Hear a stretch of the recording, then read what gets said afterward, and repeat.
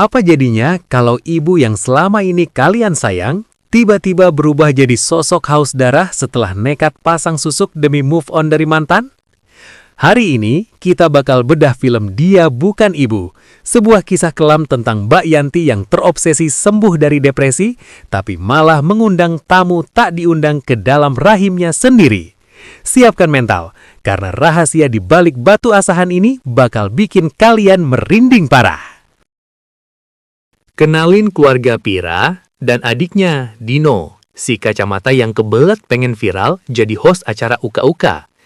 Mereka pindah ke rumah bobrok di ujung kabupaten bareng ibunya, Mbak Yanti, yang baru sembuh dari depresi akut gara-gara ditinggal suaminya, Mas Dayat, yang kabur sama biduan hajatan. Di sana, mereka disambut sama Mang Jamal.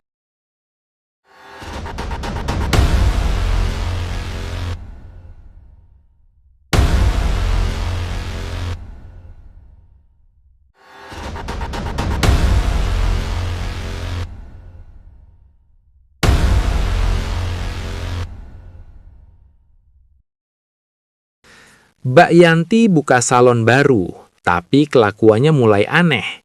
Hobi minum susu seember, makan sayur sop terus, dan mendadak panik pas dengar suara azan. Puncaknya, pas Dino dicakar kucing putih, Mbak Yanti malah ngokop alias ngisap darah dari luka Dino. Pira mulai curiga, apakah ibunya lagi mode vampir?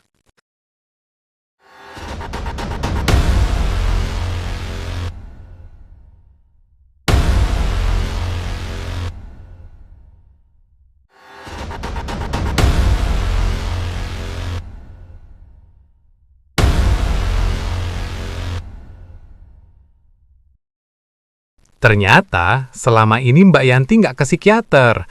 Mang Jamal akhirnya spill the tea kalau dia nganter Mbak Yanti pasang susuk batu asahan di rahimnya, biar depresinya sembuh. Masalahnya, susuk ini ada khodamnya, sosok jurik ireng bermasker yang mulai haus darah manusia.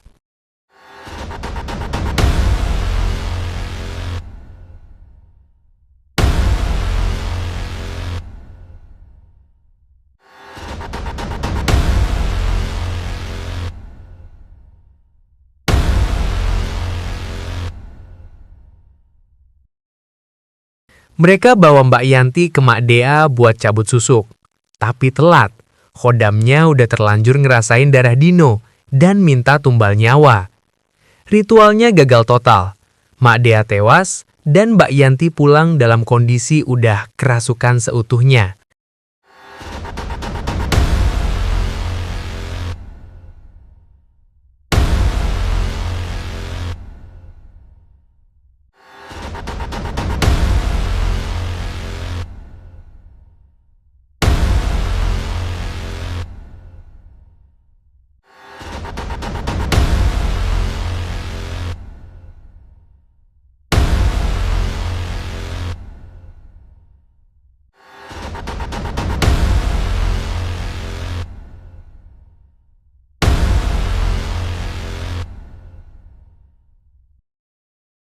Mbak Yanti yang udah dikuasai khodam mulai bantai orang-orang di sekitarnya. Mang Jamal dan barisan para mantan Mbak Yanti ditemuin jadi mayat di rumah kosong. Dino pun jadi korban, matanya dibeset pas lagi minta potong rambut gaya cepmek.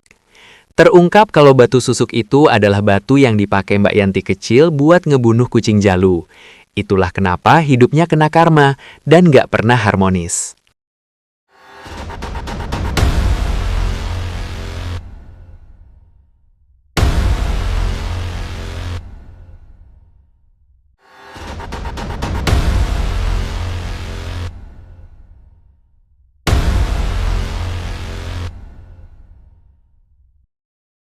Dalam sisa kesadarannya, Mbak Yanti minta Pira buat nusuk rahimnya pakai gunting, biar khodamnya mati. Pira terpaksa ngelakuin itu, demi nyelamatin diri dan Dino. Mbak Yanti akhirnya meninggoy. Pesan terakhirnya, nggak ada ibu yang tega sakiti anaknya, kecuali kalau dia udah nggak punya iman. Endingnya bikin nyesek parah.